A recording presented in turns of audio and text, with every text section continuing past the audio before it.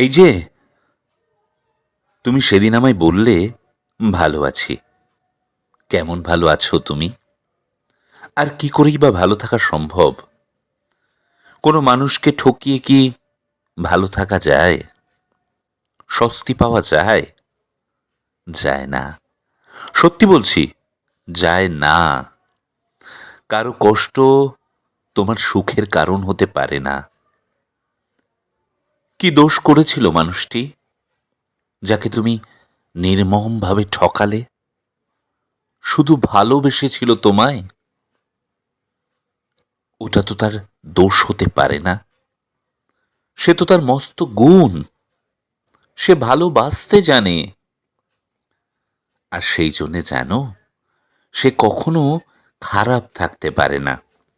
সে কিন্তু দিব্যি আছে। আর তুমি, এই যে এই যে তুমি ভান করো দিব্যি থাকার, ভালো থাকার, সুন্দর থাকার। আদতে তুমি দিব্যি নেই, ভালো নেই। সত্যি বলছি, বিশ্বাস করো, তুমি দিব্যি নেই।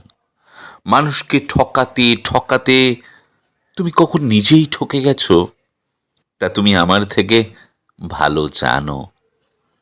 কেননা তোমার দীর্ঘ নিঃশ্বাস সে কথা বলে দেয়।